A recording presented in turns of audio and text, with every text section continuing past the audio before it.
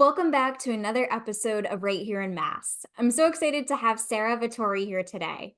A former high school guidance counselor turned entrepreneur, Sara is a Somatic Experiencing Practitioner, Peak Performance Coach, and Level 2 MELT Method Instructor. She supports leaders, business owners, and busy humans at the somatic and energetic levels to expand their capacity to be in the flow of life and business with more ease without the overwhelm and burnout. Sara, welcome to the show.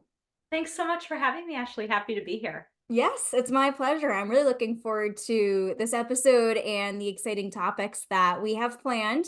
But Good. before we dive into that, I'd love it if you could share with our audience more about you and what you do. Sure. Yeah. So I'm in the 8th year of my business. I grew up in Western Mass. So I grew up in Amherst and moved out to Belchertown. And so I was a guidance counselor for 5 years and stepped into that environment and was like, oh no, a system. No one told me about this. I don't want to do this. So I started to plot my escape, so to speak, right away. And my father is a internationally known sports performance consultant. So I decided to start to train with him so that I could really step away. And so that was a long time ago at this point. It's so crazy to think that this is my 8th year of my business. But I create spaces for healing, integration, and expansion.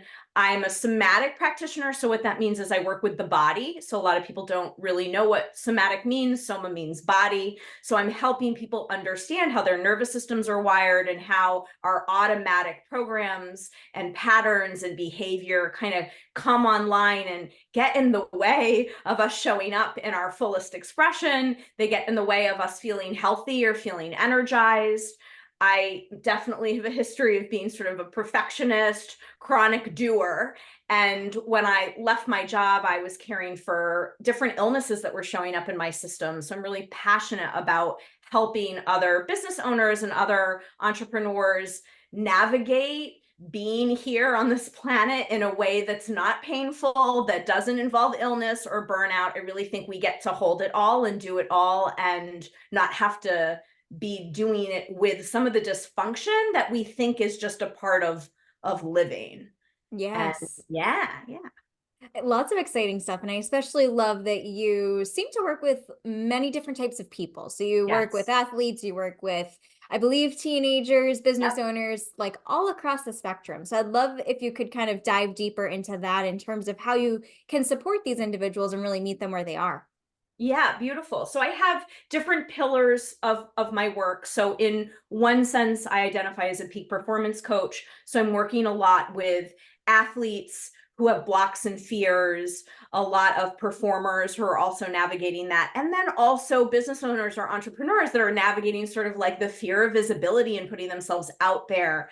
And what I'm doing in those cases is people are coming to me with their issue, and then we're helping sort of learn how to focus mindset, how to train our brain to really orient to what will help us access our potential, and sort of that mind piece. And then we have the body piece, which is the nervous system. And we're not really taught about our stress physiology. I think in our culture, we just have a lot of sick adults. We have issues, chronic issues with our kids, over medication, diagnosing with anxiety and depression. And really, the root of all of this, from my lens and perspective, comes from a healthy nervous system and helping people learn how to tap into that and access that and really sink more into organic cycles of health.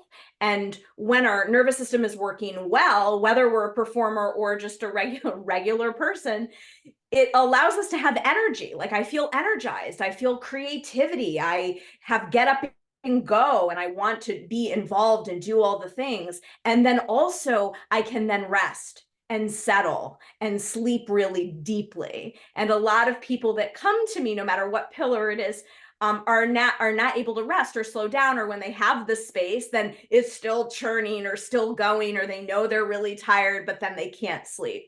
So, so in one way, it's this athlete, performer, entrepreneurs who want to really embody confidence and access potential. And then I'm working a lot with business owners and entrepreneurs to expand capacity to navigate everything with more ease so that we're not moving into collapse and burnout. We listen sort of head up in our society. We're very mind focused and we often forget about the body, and so many of us have learned how to override and ignore what's showing up. And when we do that, that creates a lot of dysfunction. So years of ignoring our no, years of like shoving down anger, not expressing emotion, years of pushing through when we're tired and overriding and not sleeping deeply is going to generate a lot of dysfunction. And that shows up in different ways: feeling more irritated, snapping at your staff members or your kids. That shows up as not sleeping deeply or having digestive issues or feeling like you've got a lot of pain and achiness. So with this pillar in my business, I'm helping people really orient to how to get their bodies working well. And I do that in a variety of ways. I'm a forever learner, so I'm always taking new trainings, but my work's very body focused because that's often the missing piece. People find me after they've done a lot of mindset coaching or a lot of therapy, and they know what they want to change and they just can't get their body to like line up with that. They know they want to set a boundary with a staff member or a partner, but they can't, or Mhm. they feel guilty after they do, or they put themselves out there and they're anxious the whole time, and then after their workshop or presentation they get real sick or collapse or feel exhausted. So really helping the sustainability of the body so that we can show up and hold all the pieces without the collapse that tends to happen, because a lot of us cycle through this burnout, and that Yeah. definitely was my journey. And I was super burnt out, and I ended up quitting my guidance counselor job because I was navigating all this chronic illness in my body and pushing myself in ways that just wasn't healthy at all. And my body got loud. Our bodies get real loud when there are issues. And so I'm really passionate about helping people before they get to that point, so that we can embrace the potential that we have and be in the world in the way that we know can be of most service to our clients and to our families. Yeah. Because I also homeschool my youngest. I have two boys. I have an 18-year-old and a 10, and so we're homeschooling. So for me, it's really like always, how am I finding space for myself? How am I getting my recharge spaces so that I can show up for him when we're learning, so I can show up for my clients, so I can show up on retreats in my fullest grounded presence. Absolutely. And of all the incredible things that you just mentioned there, I feel like a big underlying message for a lot of our listeners is that self-care is not selfish. And I feel like that's something Yeah. I need to constantly remind myself, and just with my other business friends as well, with the conversations that we have. It can be really, really hard at night or on the weekends to turn off those Yes. thoughts because you feel guilty about it. You're like, I could be Yes. doing A, B, and C, but instead I'm sitting on the couch. And Right. so it can Right. be so challenging, but rest is productive. And that's something I've had to Absolutely. teach myself. And I love that you help your clients through that too. Yeah, I love that. And rest is doing. Like that's something I've had up on my Mm. wall. Rest equals doing. And for those of us that are in the churn and like are doers, that can be a really helpful reminder. I mean, there's a lot that's going on at a Mm. biological level when we are letting down, when we are resting. And there is a difference between checking out and disassociating and rest. And so it's sort of like learning like how to create pockets that are generative, that are in service then of our productivity. I always tell people, if you can't rest for yourself, then rest for your business or Mm. rest for the people that you love, to start anyways, because it really is in service of our capacity to have more patience and to just feel better in ourselves and our bodies. And then that's going to help us feel most aligned when we are then navigating whoever we're interacting with. Absolutely. And you had mentioned some physical, I guess symptoms might be the way to phrase it, Yeah. physical ways that burnout manifests ultimately. And Yes. so when people start to notice that, what are like the next steps that they should take? Like they might be noticing that there's some signs that they might be facing burnout, but they might be like, I don't know what to do now that I realize I'm facing burnout. What do Yeah. you usually recommend to people for that? Such a great question. And I think everybody's different, but I'm a big sort of spokesperson for going back to basics. And so a lot of the dysfunction in our body stems from us ignoring. And so, really reconnecting to how our nervous system is communicating to us.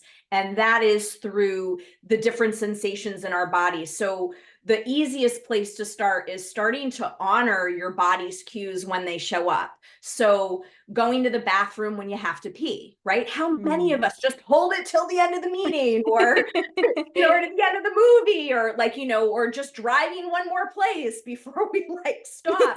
And as silly as that sounds, it's one of the easiest places to start, to recognize your impulse to then not to ignore it, to just Yeah. keep working, to just finish that email. Can you interrupt that and take care of that basic need? So basic needs are a really great place to start. Bathroom, eating when you're hungry or not eating if you're not hungry. There's so many of us that aren't eating through the day, and then we're getting a headache, or we think we're up in the rush and we're all in the buzz, but it's when we're not fueling ourselves that's going to break our body down even more.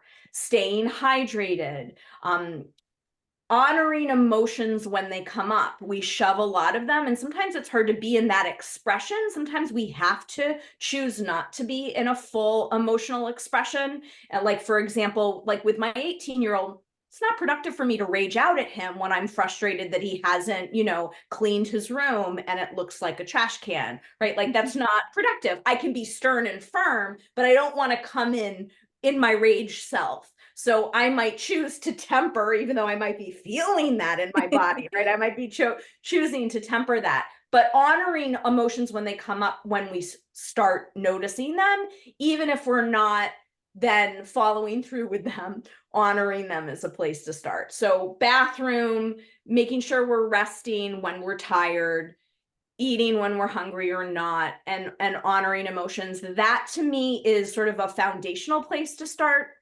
Sometimes it's really hard to fix the burnout because we're still in the environments, we're still doing our Mhm. jobs and in our busy lives, and it can feel very daunting or overwhelming to think, oh god, now I need to take a month off, or now I need to have all this full time. And we really can start small by reconnecting the ways that we've ignored our bodies and start to honor those things. And when we're taking care of basic needs, because we do live in physical bodies that need things, we forget that. We really forget that. But what's amazing is it's in service of then our creativity and our optimum functioning and our brain function. When we're not taking care of these things, we're not going to be as productive or effective or efficient. So that would be how I would start with someone who's coming in with me, working one-on-one is, let's start to address some of the ways that we're ignoring these basic needs.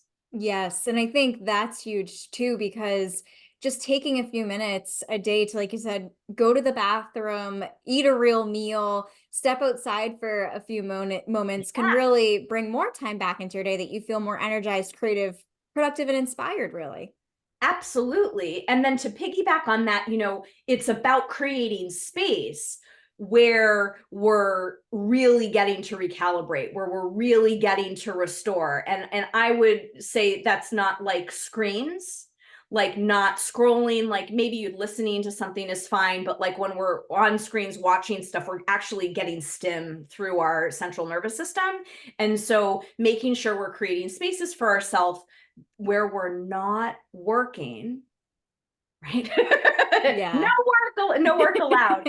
And I do that in a few different ways. I have daily spaces which are really woven in because I'm so full in my life. It's not like, oh my god, I'm gonna have 3 hours to myself today. It's really like, oh, I'm walking to the bathroom and I'm feeling my feet and I'm taking some breaths, or oh, I'm gonna get up in between my client and just stretch a little bit instead of Mhm. staring at my screen and going on to the next, right? Little ways that we're breaking up the time. So that's sort of my daily spaces, and then creating weekly spaces that might be a little bit longer, an hour, a half day, something where you get to just check in with your body and let your body lead. It might want to rest, it might want to walk. So often when I start this with folks, and this was my experience too, we don't know what we need Yeah. because we're so used to ignoring and overriding. We get empty space and we're like, oh no, I don't even know. Yes. So it's like letting yourself be in that unknown space. And what happens over time when you build that in enough and your body gets to count on it, you start to feel desire. You start to feel like what would be supportive or generative in a moment.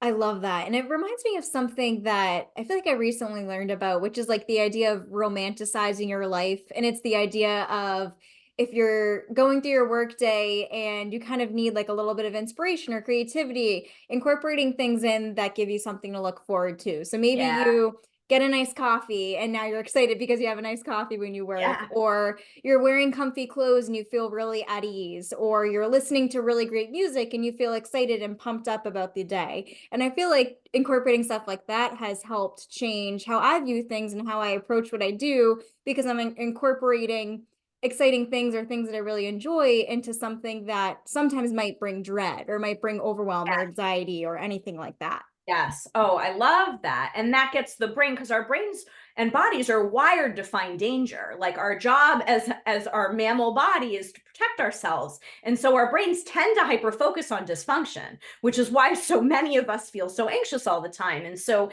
if we're scheduling in or setting really clear intentions for ourselves to like have these little like glitter moments in our day or things to look forward to or a space to take a breath, that's going to start to shift our neurobiology, and that's really then how we start to make big changes over time in our bodies. Yes, I love that. And you had mentioned too, something I want to go back to about like finding things to do for yourself, whether it's like a few minutes here a day, maybe an hour or a half day later in the Yes. week, to do stuff. Like, how do people figure out what they want to do? I think it can kind of be challenging to find a new hobby or Yeah. find something, like you said, that's not work. I think can be a struggle for people. So, how can people go through that like exploratory process? Oh, love this question. So what I have clients do a lot, and this is how I started to connect with sort of sensing into what my desire was, like what I actually wanted. Because as a recovering people pleaser, my job, I was so good at morphing and twisting and turning into what the other person wanted or needed from me. I really had no sense until my 30s, like what I actually wanted. I mean, we're talking about food or music. I'm just so agreeable, prided myself on being so agreeable. So the way that I started to tap into what I actually wanted to do or was curious about was setting aside the time. So it would be like an hour, 2 hours, and I would pack up a big bag and go to a local reservoir. I live near Quabbin Reservoir. It's gorgeous. It has all these different places to sit. And my bag would have my journal and some art supplies and a snack and a coffee. And I'm really into, I get a little witchy, so I'm into oracle Oh, I cards. love that. Oracle cards um I'd have my music with me, and I would go and I would sit until I could feel from inside what my body wanted to do. Sometimes I sat the whole time. Sometimes my body was like, oh, like go look at the water over there. And I'd walk over there. Other times I'd have a sip of my tea or start to, eat my snack or, doodle or pull a card and start to really learn what it feels like inside my body to be pulled towards something. So I call those pulls like little pings. Like, and when we go through our day, like noticing kind of like what pings us, what catches our attention. A lot of times it is very connected to what we liked as kids. And so that can be a good starting point, is kind of thinking back to like when you were young and carefree and with no responsibility and obligation, like what kinds of things did you like to do, or what kinds of things did you want to do that maybe you weren't allowed to do or you didn't get to explore as much. And that can also be like a really nice entryway into learning then what hobby I want to start being involved in, or like what's something I might want to pursue. So Mhm. that's sort of, another way in, is kind of going back to what brought you joy as a kid. Yeah, I love those suggestions. And I think it's a really interesting point that you brought up about the fact that you physically left your home and drove to a reservoir and kind of brought yourself to a new environment to have this almost discovery Uh-huh. session, because I think that there's so many distractions at home or in a spot where you constantly are. And so I think being somewhere new where you don't have all this noise around you gives you that quiet time to kind of think about what you need in Absolutely. the moment. Yeah, and I think too it can cut back on the guilt sometimes, right? Like especially, we're wired in this way, like, and been conditioned to like productivity is good, like we're praised for it as kids, and so it makes sense for a lot of times for those of us who are recovering from not stopping or being in that on that hamster wheel, it brings up guilt to take the Mhm. space. And so physically removing yourself from your workplace and then your home gets you out of the environmental pattern too, and it's easier. And I do notice, like, people report having less guilt because they're not like, oh, I could just pop open my computer right now, or I can go just do this one thing real quick. For me, I really had to make intentional choices to get out of my environment. Yes, and I love that, and I love what you mentioned too about people, which I feel like I'm loving everything you're saying. I feel like I've been saying this whole episode, but it's so true. You're sharing such good gems here. But I love what you're saying about just kind of having that separation. That's one thing that I found when I faced burnout was like anytime I got those urges to pull out my laptop or do work, I replaced it with something else and replaced it with something that I felt like I really enjoyed, and that led me to reading and becoming a voracious reader. And so I think being able Ah, to like just do stuff like that, I think is huge. yeah, that's great. And I do think, scheduling in the space as if it's work. Like, and Mhm. though for those of us who are having trouble just doing it for ourselves, like really, like this is in service of productivity. And, recently my husband and I have shifted schedules so he could take on more homeschooling responsibilities as my business is expanding. So I'm finding myself with many days that are mine where I'm not on with my kids, and making sure I'm taking at least one full day off where I am not working. And this is, I'm not saying this like it's an easy thing. Like, I love to work. I love to just answer one more email. So really making sure that I'm having that space and scheduling it in. Like it's on my calendar, it's blocked off, and it's in service of my productivity, because I am telling you, then that next day, because I'm usually doing it on a Saturday. So my Mhm. Sundays, I mean, I can't believe how much I get done. I mean, and that's the evidence banking that we need to do for ourselves when we have trouble taking the space. Like, how productive are you then the next day if you've given yourself a half day off or given yourself a couple of hours off and then you're coming back to your work? Notice how much more your mind is clear and you're able to access the golden gems that are there. It really is a huge shift. And then when we recognize, oh, space and rejuvenation or recalibration in this way creates productivity, it's then easier to choose it. Oh my gosh, yes. A few years ago, I started doing the 4-day work week because I got to the Yeah. point where I was like, I think I just need one full day off because I'd get to Friday after the end of a busy week every week. And I was like, I just don't have the brain power. It's like, I don't know how to describe it, but I describe it as my brain just feeling like it's mush. And Yes, so I'm like, absolutely. it's pointless for me to be sitting here not getting anything done or producing like low quality work because of the fact that I'm just white. And Yes. so it took me a while to you'd mentioned a lot about guilt, but it took me a while to not feel guilty about Yeah, doing that.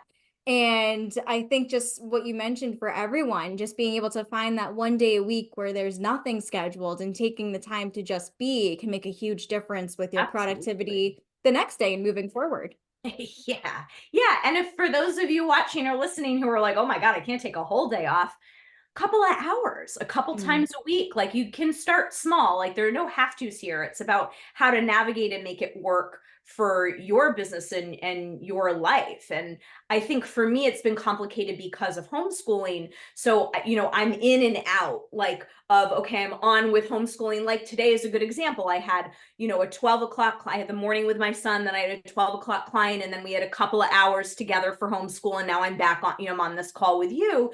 And it's Mhm. sort of like, okay, how do I ebb and flow in this? And then in my open spaces, not feel like I have to work all the time. And so finding Yes. ways that fit for your lifestyle and trying it. No one's an expert on how you feel in your own body, right? So it gets to Yeah. be an exploration of, curiously assessing what works for me, like what feels good now. And then that changes over time. And then we reassess and make it work in a different way.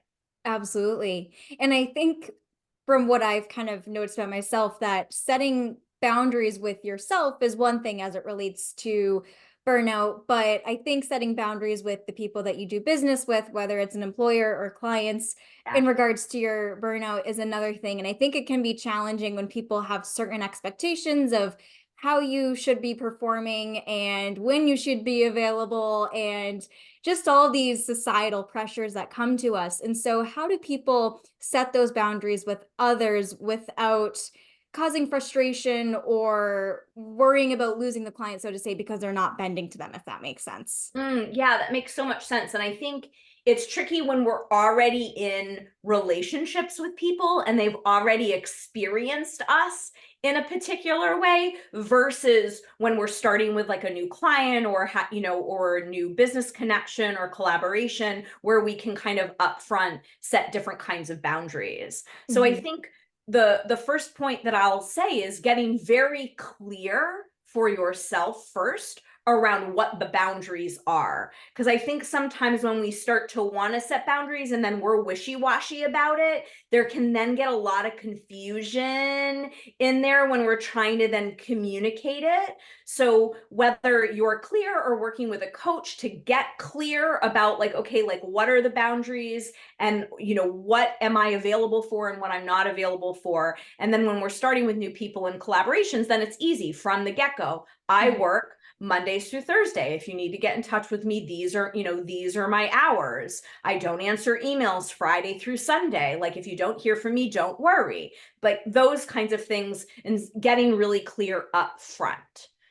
For the relationships that already exist, I'm always about having just a transparent conversation where you are not necessarily like saying this is how it's going to be, but you share openly, hey, I'm renegotiating how my work week is flowing. I'm thinking about how I'm can be more productive and more helpful to you in our connection, and here's some new guidelines that I'm setting for myself around when emails will be returned. And I just want to be really clear, this is nothing, to do with you. This is going to be a change across the board. So you always can go back, and no matter, even if you've been with a client for 2, 3, 4 years, you can always go back and say, hey, we're readjusting things, we're shifting things Mhm. around, and there's some new guidelines and some new boundaries. But we have to be clear going into those conversations about what we're claiming and stating for ourselves. Absolutely. And I think part of it too can be that we're anticipating a difficult situation that might not even happen. Like we might be Yeah, going in there thinking like, oh, they're going to be so mad, like they're going to be annoyed that I'm doing yeah, this. And then you can go absolutely. and say it and they're like, oh, good for That's you. great. Yeah. Yeah. And it's great modeling, right? And I have this experience, I have some outside providers. I have a virtual assistant I work with. I have a podcast team. I have a business coach. And I am modeling how I want them to also show up. I'm going at my own pace. We don't have hard set deadlines. Like if I need to adjust things, I adjust. If they need to adjust things on their end, that's completely reasonable. And so really thinking about like what we value within our business, and for me, like well-being, wellness, health is number one. And Mhm. I want everybody at their most productive selves. And so sometimes we have to stretch deadlines, that we've set, or do things differently. Now I know other businesses are different than mine. I have the flexibility of that. And so within the system that you're in, within what you're trying to create, there might be like a little wiggle room around what you're doing. But most of the time people get it, and then they want to do it too. You're modeling Yeah. and giving, by modeling, you're giving permission for other people to show up in that way.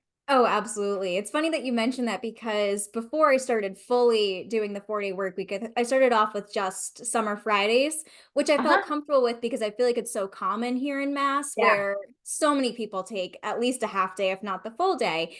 And I remember I had set an autoresponder that would get sent to Oh, people who emailed me beautiful. on Fridays. And it was a Yeah. really fun and cute one. And I had so many people respond who were like, oh my gosh, I love this. Like, now I want to do this. I think it's great. And Yeah. so exactly like what you mentioned, you're just modeling that great behavior and it's providing a positive outcome. I was going in thinking that like, oh my gosh, am I going to make someone mad? But so many people had such a positive reaction to it. And I Yeah. think it's wonderful when that happens. Yeah, yeah. And I think, the other point you're making is that there's so much that we believe that what we're thinking, and our thoughts aren't true. So Yeah. all the assumptions we're making or the worries that we have about what other people are thinking or how they're going to respond to what we do and all that, this is not even based in any factual information. Hmm. It's often just based in our fears. And when we're clear and we set boundaries, if those don't work for those people, for me, I don't want them.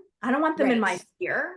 Right. So it's getting really clear. And if I'm getting pushback, then I know whoever that person is, whether it's a client or a collaborator, isn't a good fit for me. Mhm. And I don't have to take that personally. I get to be clear in what works for me. And if it doesn't work for someone I'm bringing in to my business, either as a client or a collaborator, then they can find someone else to work with. Yes, absolutely. And I always say too that shutting a door in that aspect or Oh, yeah. turning down someone or saying no makes room for the right yes to come in ultimately, A like the right hundred person, right percent. opportunity. Yes. Yes. I really Yeah, like that. I love that. And so as someone who might be going through burnout, like they get to that point and they're just kind of starting to pick the pieces back up and they realize they need to make some changes.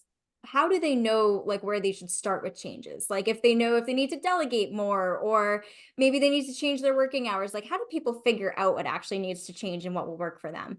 Yeah, it's such a good question. And I would really say it's so individual. Mm, And so having a coach, working with someone that you can bounce ideas off, because a lot of times when we're in it and we are burnt out, we don't have a lot of mental capacity to organize and fix and sort and sift because we're exhausted or we're holding pain or we're having different issues, we're not sleeping well. And so having another lens or someone else to be able, whether it could be a spouse, it could be a friend, it could be a coach that can help look at everything.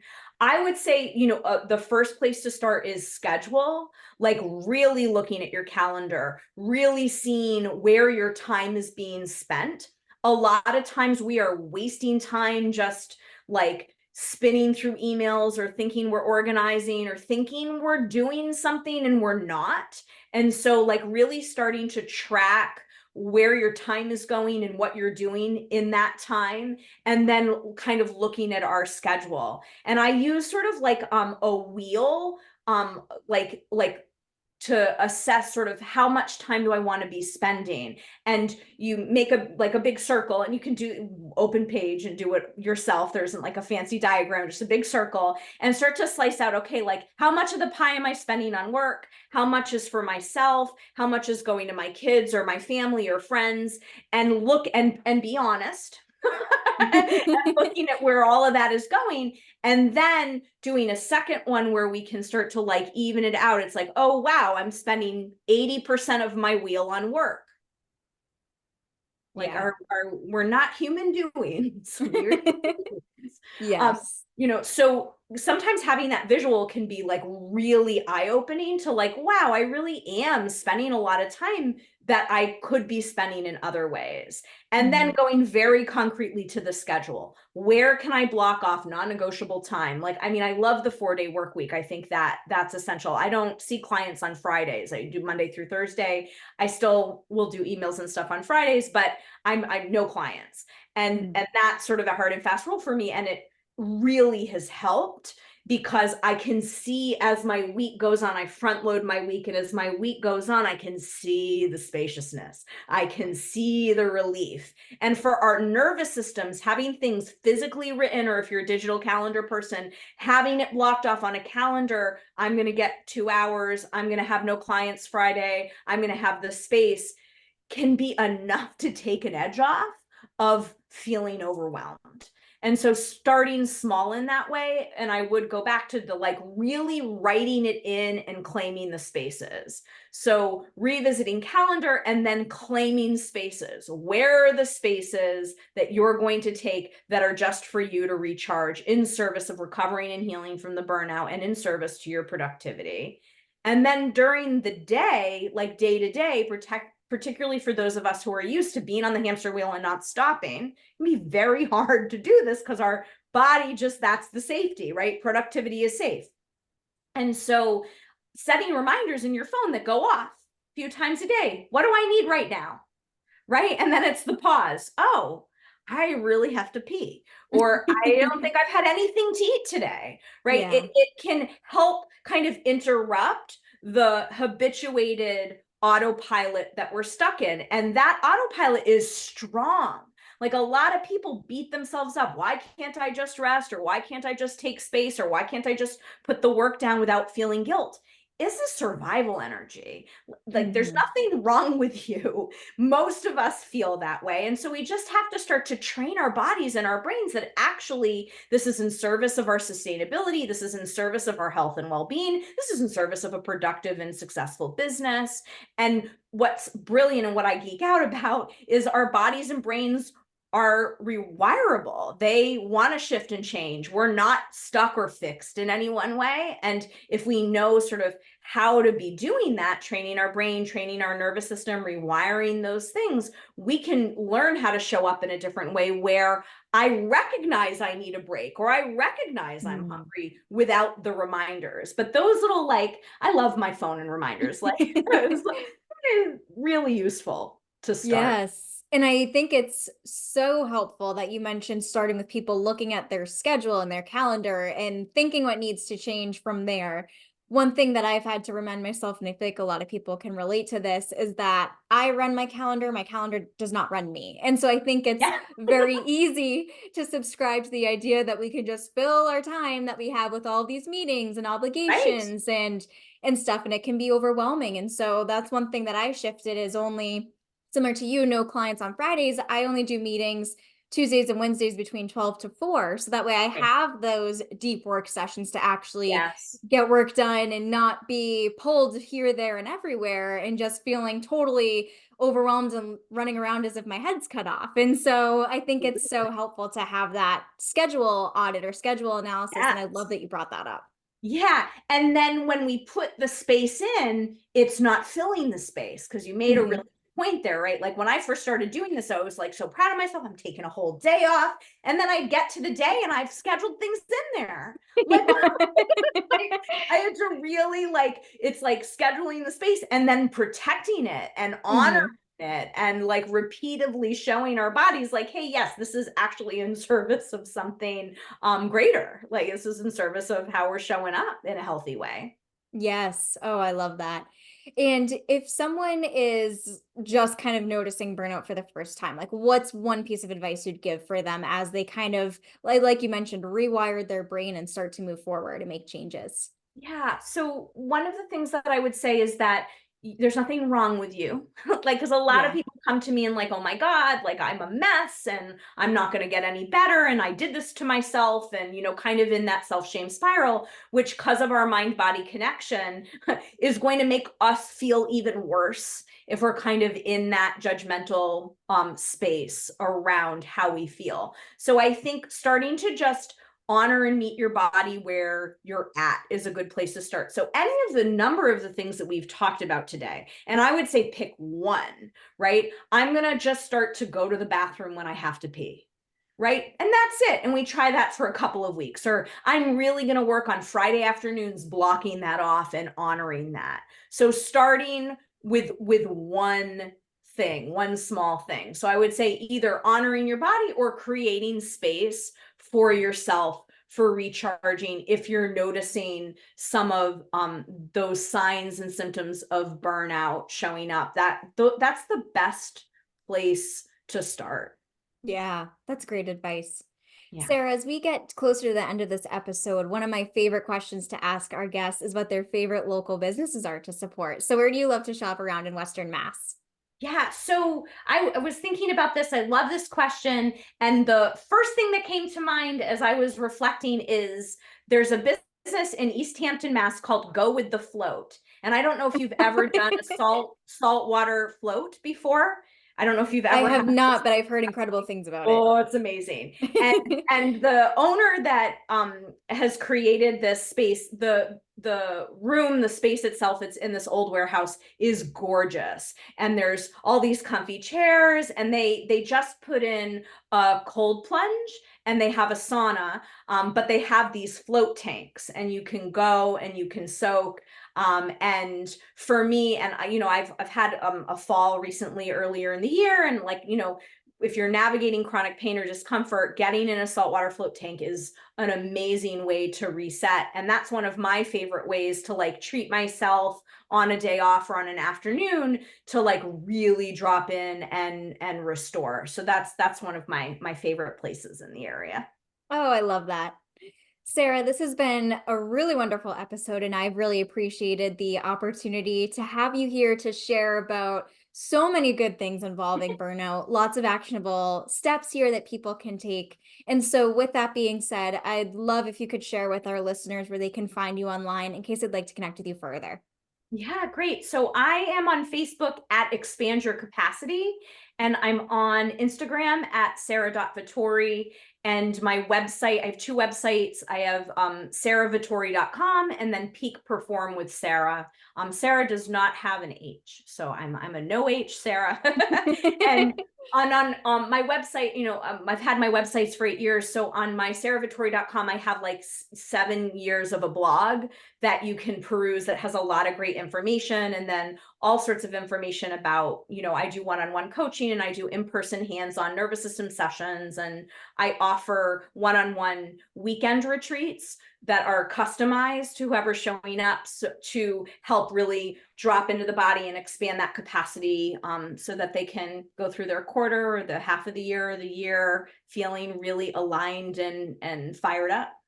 Fabulous. And I will link to all of those places in our show notes. That way our listeners can click through and find you on all the places. But thank you so much again for coming on today's show. Yeah, thanks so much, Ashley. I appreciate you having me.